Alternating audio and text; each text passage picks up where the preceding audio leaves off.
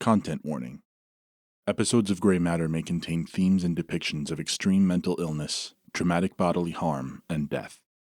If you aren't in the right headspace to engage with those depictions right now, maybe this episode should wait for another time. Otherwise, proceed with caution.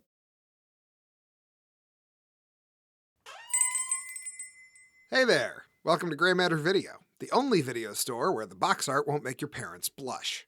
Sure, our tapes may have a detrimental, almost radioactive effect on their sanity, but at least there's no low-cut shirts, midriff bared, or, gasp, an exposed mammary gland. You know, the kind of thing that half a century ago would have amounted to a scandal. It's funny how much things change and how much they stay the same. We're all afraid to grow up and become our parents, but we slip so comfortably into the same ridges of social fear and neuroses that once shaped them.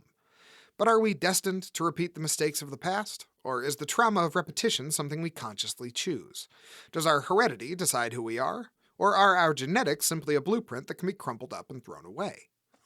Your tape today is called The Dunwich Horror, and it's about a pair of academics who find themselves swept up into being an active part in a history they've only read about in books. Can they correct the tragic mistakes of the past? Or will they find a way to make some new ones?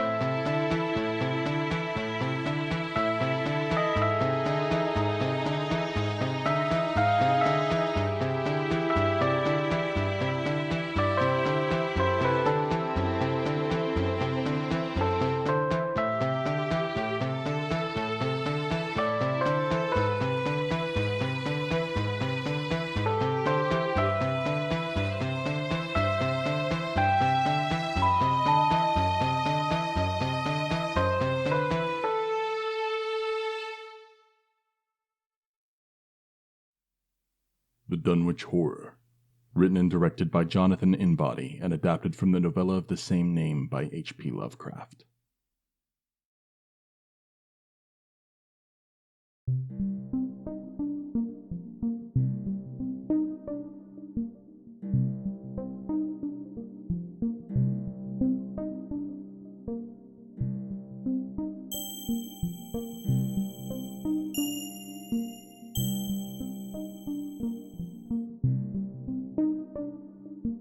If you take a wrong turn somewhere in rural Massachusetts, somewhere between Dean's Corners and the Aylesbury Pike Junction, you might end up in Dunwich. You'd be forgiven for thinking you hadn't driven through it at all. There are only a few houses, streets, buildings still standing, and the soggy farmlands and marshes between craggy hills all seem to bleed together. It's a notable place for only two reasons. One, its long history of supposed pagan occultism and witchcraft, which climaxed with a few public executions, a century or two too late for the trend, in the late 1800s. Since then, the town had mostly rotted, and there weren't many people left that knew about the strange, squat ruins and toppled stone towers that dotted the thick forests and topped the distant hills. Even fewer people understood what they had been for. And the second notable thing about Dunwich? Well, that one was more recent. In the middle of a cold, muddy February, I received a phone call from Professor Armitage at almost 11 o'clock at night. He seemed agitated, some strange blend of fearful and excited, and he asked me to pick him up from his office at Miskatonic University and drive him out to the middle of nowhere in the middle of the night. Despite my questioning, he wouldn't tell me any more. As I drove out to his office, I silently chastised myself for answering the phone, and for not telling him that whatever it was, it could wait until the morning. But there was something in his voice, an urgency that concerned me. He was waiting under the overhang of his building as I pulled into the parking lot, and he walked as quickly as he could manage to the passenger side of the car as the rain pattered gently down.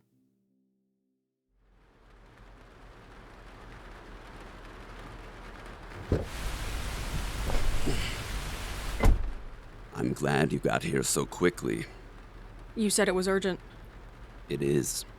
Or It may be. I won't know for sure until we get where we're going. And where is that exactly? Dunwich. What's in Dunwich? I'll explain on the way. Go on.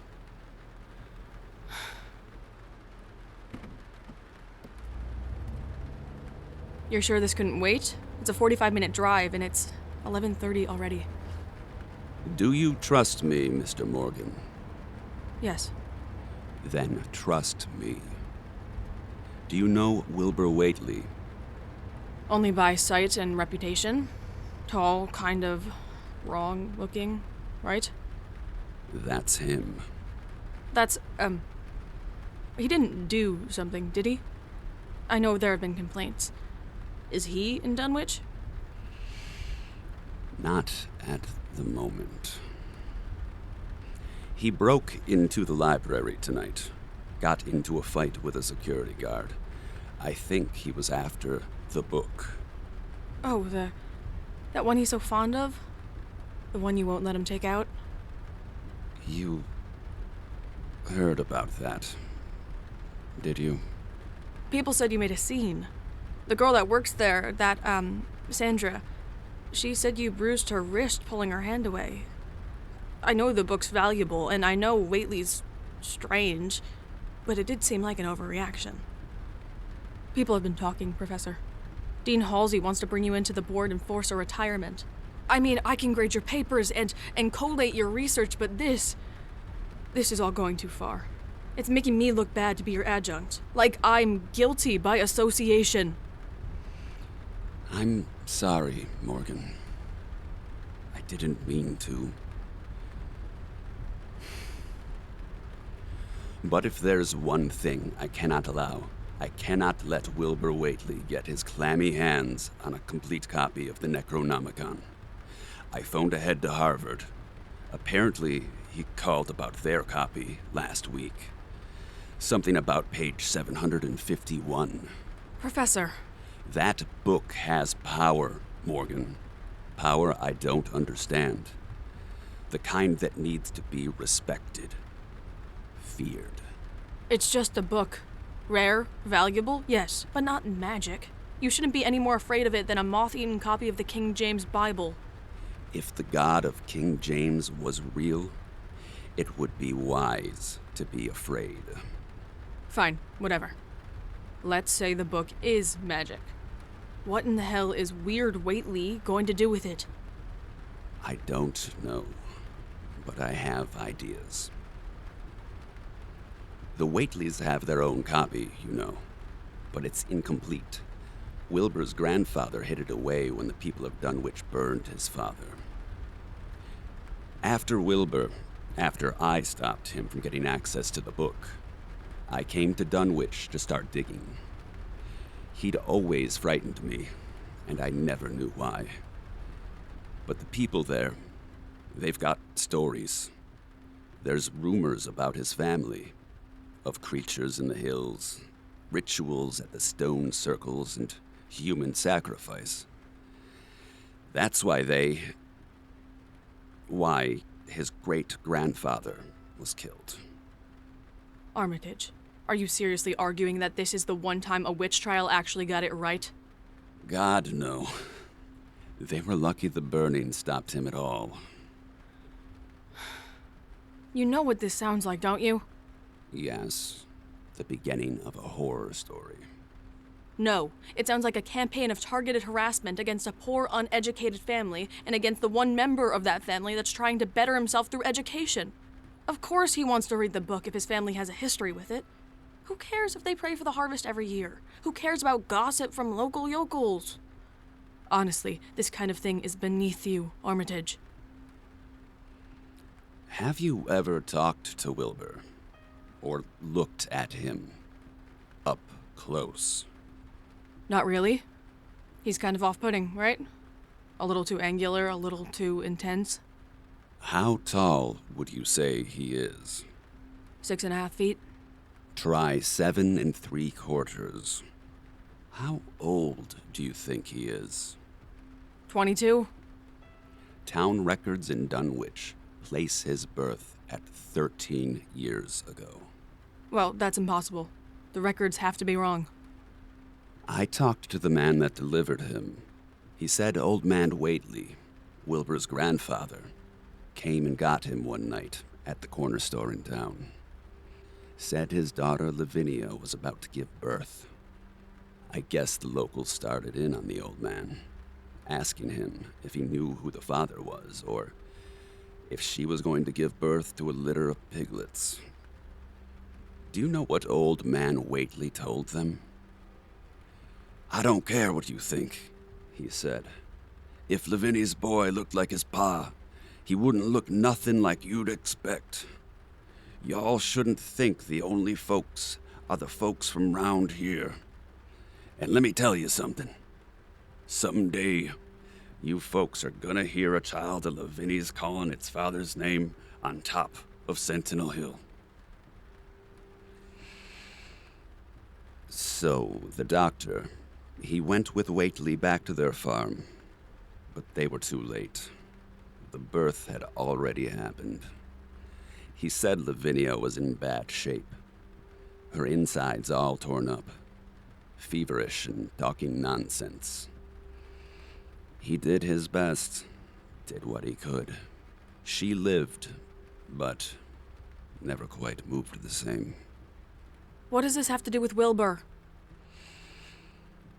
People around town say he was walking and talking before he was a year old.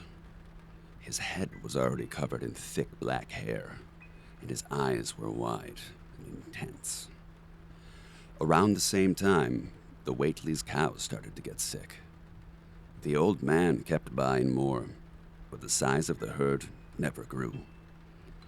Whenever anyone saw any of the dead ones, they said the cows all had strange sores on them, like puncture marks or rings that looked like giant leech suckers. It seems like the locals thought they were using them for their rituals in the hills. By the time Wilbur was 6, he looked about 16. Sounded it, too. Smart as a whip, always reading one book or another. And strong, lifting hay bales like they were newspapers. Girls around town started to notice, at least until their mothers warned them off. There was something in his eyes that drew people in, something deep and hypnotic. But there was something churning, boiling under the surface. Wilbur and the old man started fixing up the farmhouse, and every time they did more work, they boarded up or took out another window on the second floor. The man at the hardware store swore they were taking walls down, too. But he couldn't say for sure. Around the time Lavinia died, the whole homestead started to stink, a kind of sickly sweet smell, like rotting fruit. Some nights it would get caught by the wind, carry across the fields and down to the other farms. And some of the folks that lived in the hills said they could smell it up by the old stone ruins once or twice every couple of months. Professor, I can't just... At best, this is hearsay. What's the difference between what you're telling me right now and what the English said about the Romani, or what people starting pogroms said about Jews? I know it can't be trusted. Not all of it. But doesn't it paint a disturbing picture? I had Wilbur Whately in my class when he was a freshman. He was tall, strange-looking, yes, but not monstrous. He's changed. Just since I've known him. His eyes are sunken in, his shoulders hunch, his arms are too long. Haven't you seen those boots he wears? He only wore that old suit everywhere to keep his body covered up. So what? So, he's not human, Morgan. Don't you understand?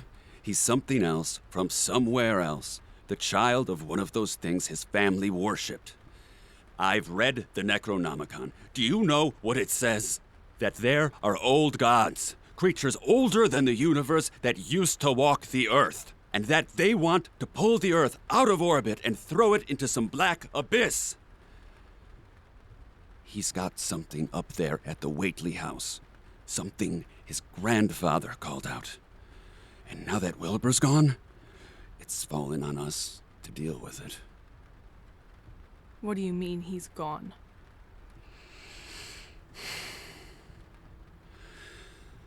I didn't want to tell you like this. Not until we did what we're going to do, but I got carried away. You see, Wilbur Whately didn't just get into a fight with a security guard tonight. He got into one with a guard dog. Dogs have never liked him, you know, not since he was young. The dog was latched onto his arm, but he was fighting it off, at least until the guard managed to tackle him into a glass display case. The guard's face and hands got all cut up. He passed out almost immediately, but the last thing he saw before he lost consciousness was the dog tearing Wilbur Whately's throat out. Jesus Christ, Armitage, what have you done? What have I done? All he wanted to do was read a book. You don't know what he could have done with that book, Morgan. We don't know what he's done with the incomplete copy that he's got. I'm willing to bet he never sicked a dog on someone. No, but something much worse, I assure you. Professor, I want to believe you. I do. I want to trust that you're not insane or demented or inventing all of this to justify his death. But I need proof. Don't you understand? How can you be so sure that he was what you think he was? Dr. Rice and I were in his office when the break-in occurred. We heard the alarm and the glass break. We ran over to see what was wrong, and we were the first ones on the scene. We could hear the dog whining, almost squealing, and when we got inside the library, we saw it huddled in the corner, thrashing wildly. Its face, where it bit him, was covered in yellow tar and burning like acid. There was a gun on the ground, either from the guard or from Wilbur. So, Dr. Rice put the dog out of its misery and started seeing to the guard's injuries while I called for an ambulance. Before they got there, though, Rice tried to see to Wilbur. He opened his collar to get a better look at his throat, and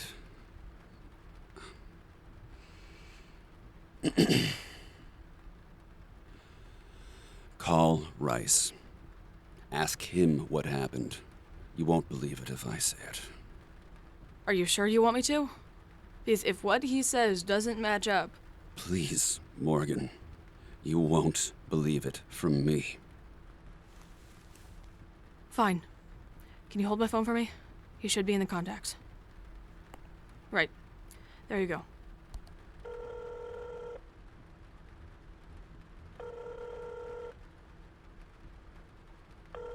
Hello? Dr. Rice? It's Lee Morgan. Armitage and I are in the car. Is it over? Have you done it, Henry? Not yet, Warren. We're on our way. Tell Mr. Morgan what happened at the library tonight. I thought Whately was dead when we got there, with his eyes all black like that, but I wasn't sure, so I tried to do what I could. The blood, for lack of a better term, coming out of his throat burned my fingers, and I opened his shirt to try and, try and get some air to it, or at least find a heartbeat. He was breathing, barely, but his chest was all covered in, not hair, but fur, and underneath it was rough, scaly like alligator hide. There were, hanging out from under his rib cage, there were these uncurled tentacles with red, suckling mouths. They were symmetrical, but not our kind of symmetry. He had eyes growing on his hips, Morgan. Small, sickly, and yellow, but eyes. And his legs were almost prehistoric. Covered in scaly plates, an extra pair of knees. His feet weren't quite hooves, but they weren't claws either. He had a tail, too, or kind of a trunk, I guess, with a mouth at the end that changed colors when he breathed. I think I threw up on the floor. You did. He sort of stirred after a minute. I couldn't tell if he could see us, but he was trying to look. He grabbed my arm and said something I couldn't understand, and then he just faded away. Went limp. Died. I was just about to call you, Henry. I've been waiting at the morgue for them to examine the body, but when they were getting it ready, the coroner went into the other room for a second, and when he came back inside, there was just liquid left. Just a puddle of that yellow tar dripping off the slab. I think he melted, Henry. Did you hear what he said when he talked to us? It wasn't English, was it? No, not English. What was he, Henry? What sort of thing was he? God willing, he was one of a kind. Get some sleep, Warren. There's nothing more you can do tonight. Just tell me it's over, Armitage. It will be. Good night, Henry. Good night, Mr. Morgan. We rode the rest of the way to Dunwich in silence, and Armitage was no more happy to have convinced me than I was happy to be convinced. I wasn't sure that I could believe all of it, not exactly as it was told, but the parts I did believe were enough to turn my hair white. Soon enough, we passed through the Dunwich Town Square, or the small collection of ramshackle buildings that passed for it, and headed up into the hills. There, the winding roads were pitch black between distant patches of light from the insides of deep-set farmhouses. With each turn, our headlights shined out into the dense forest of massive trees, and I started to understand how a town so far from anything resembling civilization was so prone to superstition. When you were staring into the dark, or tracing the edges of crumbling ruins on the tops of distant hills, almost anything seemed possible. As we came around a wide turn at the bottom of a hill, Armitage put a hand out and gripped my shoulder. Up ahead, I could see a destroyed fence on one side of the road, with long, dragging marks that ran from it to the trees on the other side. As we slowly passed, I could see that the trail of destruction continued into the dense forest, where a curving line of fallen trees stretched up half a mile on the side of a nearby hill.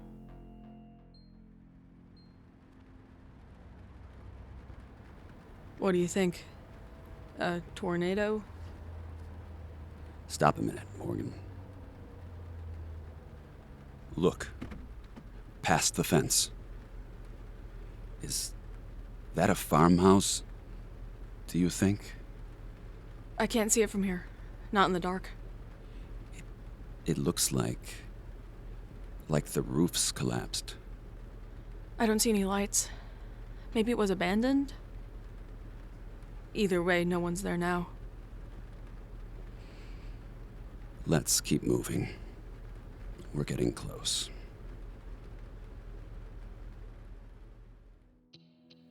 We continued down the dark road, both of us more nervous than we'd let on, and it was almost a relief when the road opened up into a long, flat expanse of marshland.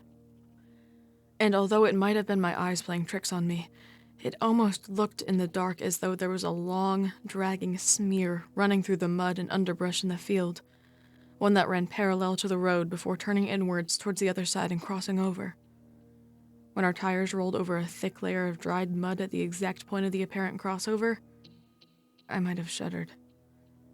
Across the marsh, another winding road took us back up into the hills, this one even more claustrophobically lined with thick rows of trees. After a few more minutes, Armitage gestured off to his left. It's coming up here. It's a gravel road with a wooden sign at the end. The land opens up into slanted fields at the back, rolls down the side of the hill. Have you been here before? Not at night.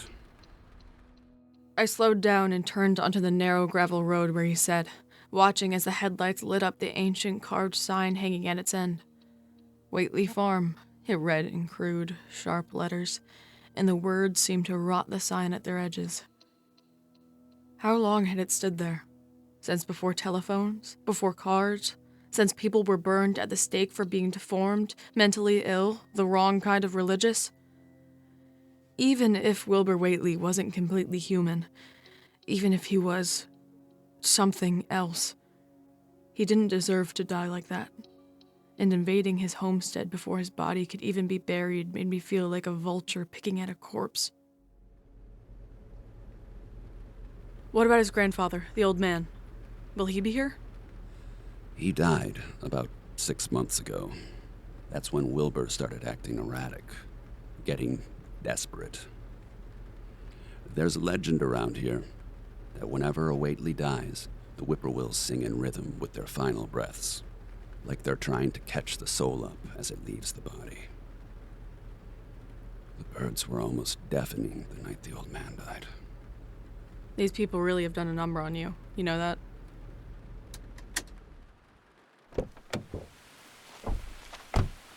Well, now I know what they meant about the smell. Can you see anything? I've got a flashlight in the car.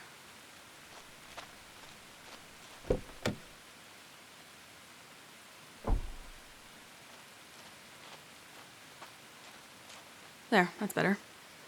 All right, where are we headed? The people in town said Wilbur's been living in one of the tool sheds by the barn. What's wrong with the house? I scanned my flashlight across the clearing ahead of us, from the sloping barn to the rickety sheds too. There should have been a house. There were the remains of one, with half a standing corner surrounded by an uneven pile of bricks and broken wood, and a crumbled roof lying smashed atop what was left of the other three. A broken chimney laid shattered outward, stretching off towards the dark fields, and shards of scattered glass from the windows dotted the yard and glittered in the dim moonlight. What happened here? This is new. It wasn't like this last week. What's all that slime everywhere? It's black, thick like tar, but slick like oil. Armitage? Don't you understand, Morgan? The Whately's pet monster got loose. Let's take a look at the shed.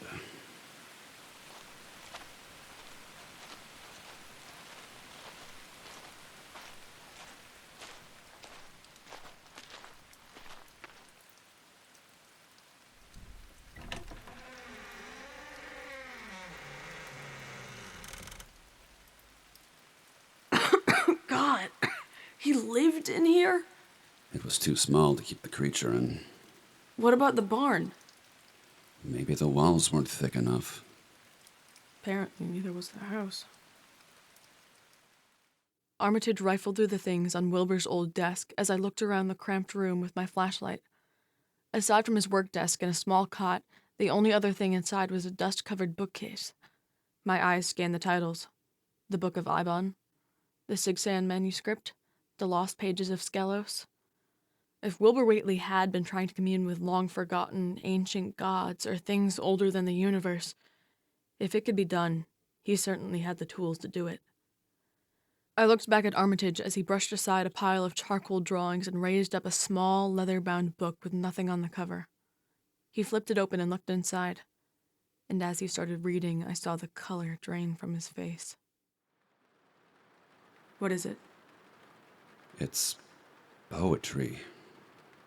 Wilbur's. There are notes, too. Journal entries, maybe. Look, a picture. He passed me the Polaroid and I stared down at it.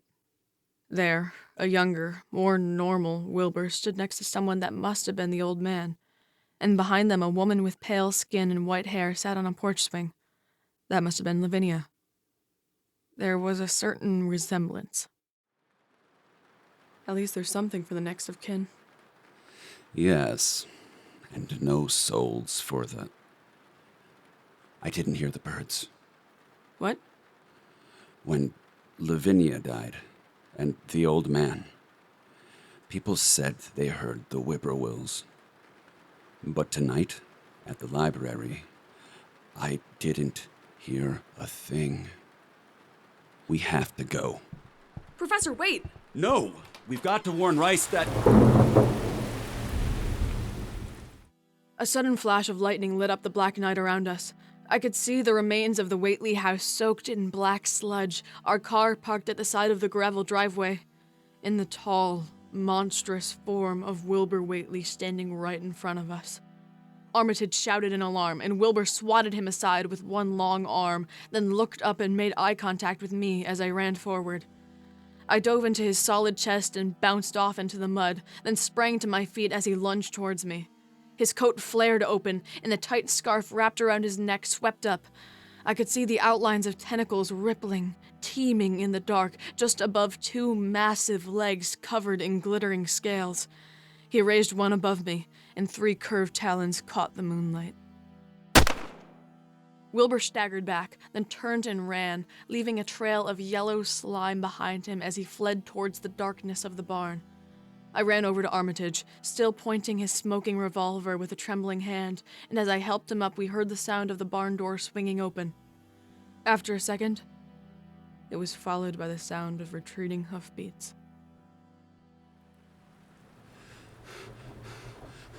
That's his truck, up the driveway. He must have come back for a horse. Something he didn't need to ride on the road. Did you see if he had the book? No, We have to go after him. Pull yourself together, Morgan. He's following the thing. Armitage, I can't. Please, we have to go back to town. Get the police, anyone who can help. Can you drive? I don't know, I think so. Please, Morgan. We don't know what's at stake.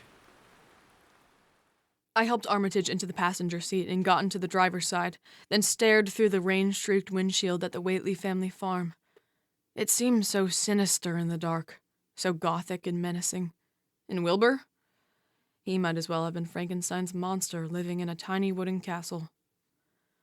Armitage pored over the diary under the light of the flashlight as I drove, nervously eyeing the roadside for the familiar landmarks of rural destruction to make sure I was heading the right way. When we got back into town, there was a smattering of moving lights in the town square, and as we pulled up and parked, it became clear what was happening. 20 or 30 people stood in a loose circle, some holding baseball bats and others holding guns, and the man in a white button-down waving his arms and trying to stop them wasn't having any effect. It wasn't quite pitchforks and torches, but I suppose Wilbur Whately was more like Frankenstein than I thought. They turned as the headlights bathed them in white, and as Armitage and I got out of the car, the man in the button-down shirt moved to intercept us. Professor Armitage, thank God. Can you please talk some sense into them? What's wrong? Are you all right? Dr. Corey, we've been to Whately Farm. The house is gone. Destroyed.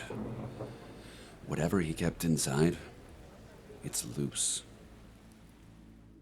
The crowd seemed to bristle at his words, and as I watched, they moved in around us. The man at the front lowered his shotgun and jabbed a finger into Dr. Corey's chest. I told you! He sent the thing that attacked the Fries, and he'll send it after all of us if we don't do something! We don't know that, Harrison. Please, everyone, go home and lock your doors. Let the police do their job. How many times did the Fries call the police? On account of that smell, or the noise, or the ugly looks Wilbur would give them every time they drove past. And now they're dead! I shared a look with Armitage, and I knew we were thinking the same thing. The destroyed house on the way to Whately Farm. As the man and the doctor argued, I scanned the faces of the crowd. I saw fear, anger, confusion, but no uncertainty, and no regret. Wilbur has to be stopped, Dr. Corey. I don't know what he's up to, but he's trying to find that monster. Sure as anything, he'll be on Sentinel Hill. That's where all those freaks go to do their magic. Please, don't do this! We need their help, Morgan. I don't like it any more than you do, but we need their help. Professor, this is a lynch mob. What has he done? What has he actually, provably done, except break into a library to steal a book and defend himself? With that book, could do anything. You're either with us or with him. What'll it be? Hey, let go of me! You hear what I said? Stop it! Don't! The man's punch knocked Dr. Corey to the ground, and as I knelt to help him, the crowd began to move. They loaded up into rusted old cars, 5 or 6 to a vehicle, then pulled onto the street to head for the hills. As the first car passed, Armitage looked out at me from the passenger seat. He looked sad, but not uncertain. I stared at him from the mud-caked ground and watched as the line of cars drove away, then lent Dr. Corey my sleeve so he could wipe the blood off his mouth. They're gonna kill him, you know. Burn him, like his great-grandfather. Not if I have anything to say about it. Besides, I'm not sure I'd like their odds. As soon as Dr. Corey's bleeding had stopped, I took my car and followed after the mob, squinting in the dark to try and make out the smudges of distant taillights. After only a few minutes, I had lost them in the winding roads of the hills. I made a few long circles, took some turns, and doubled back over the way I'd came, but there was no trace of them. God damn it!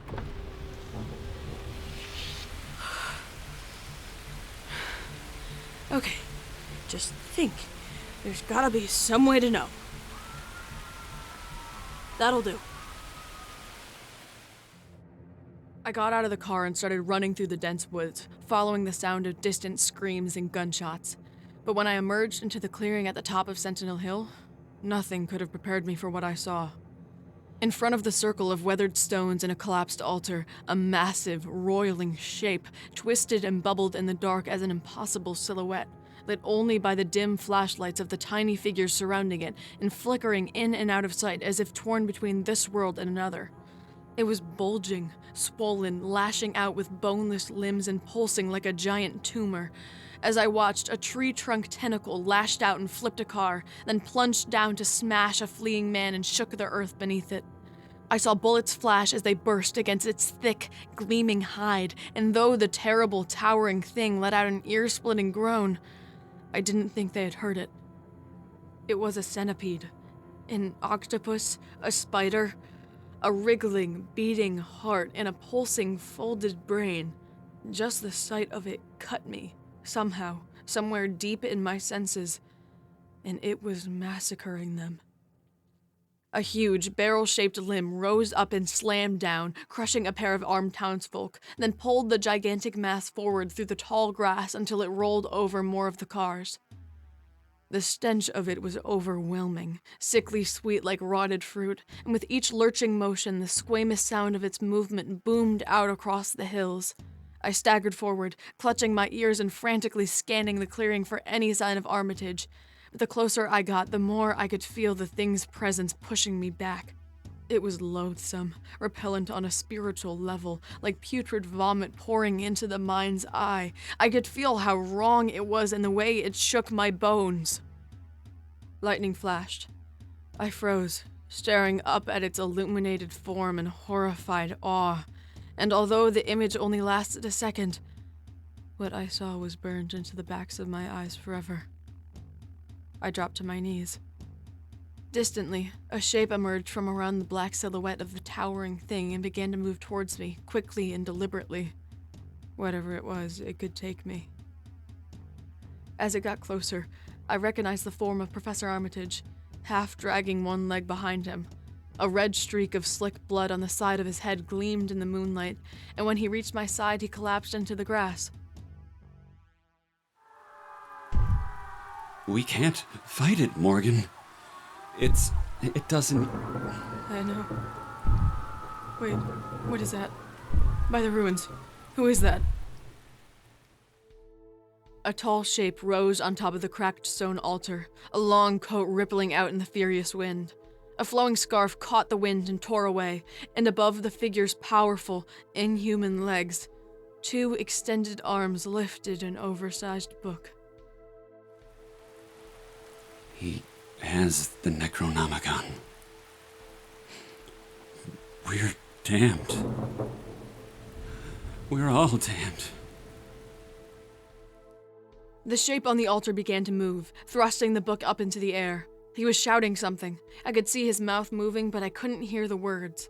The massive, roiling thing on the hill began to turn as if called, and a low, rumbling groan swept out through the tall grass. On the altar, Wilbur took one hand off the book and made some symbol with his fingers, then shouted into the wind again as the rain poured down. With a crackling boom, the sky split open and purple light poured through, sending rippling waves of force out onto the hill. Cars rolled and people flew back, but the bulging mass of malformed limbs only swelled even further. Glowing lines of brilliant energy crackled along its bulbous, uneven surface, dancing between the gaps and folds as its slick black surface began to gleam. Somewhere on it, a mouth must have opened, and a booming, ground-shaking scream spilled out.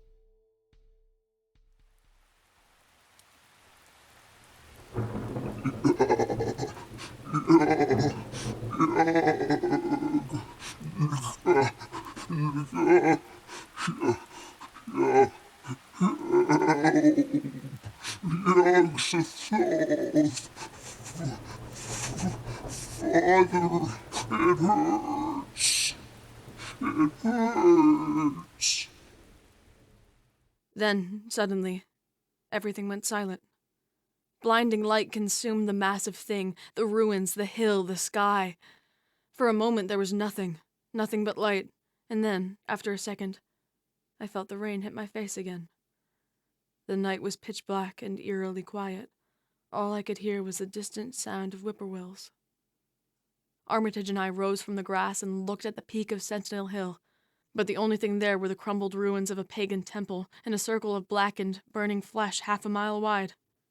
We limped towards it as more survivors pulled themselves to their feet, and by the time we reached the stones, I counted less than 10 of us left. On the altar, an almost formless mass of dissolving flesh laid inside Wilbur Whately's coat. Above it, Miskatonic University's complete copy of the Necronomicon was burning away to ashes. I was wrong, Morgan. In the light, in the flash of lightning, between mouths, tentacles, and shriveled arms, it had a face. A human face, 20 feet long. Wilbur only wanted to set it free, not unleash it onto the earth, but from it. He tore it apart. He gave it a mercy. I didn't tell you what I read in the journal. What I suspected already, but didn't know. It looked like a Whately. It was. You see, there were 2 children born that night, brought into the world for some grim purpose they wanted no part of. It grew fast and big, the same reason Wilbur grew fast and big. But it beat him because it had more of the other inside it.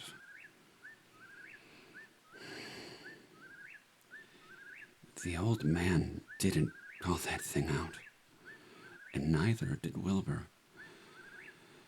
It was his brother, his twin. It just looked more like the father than he did.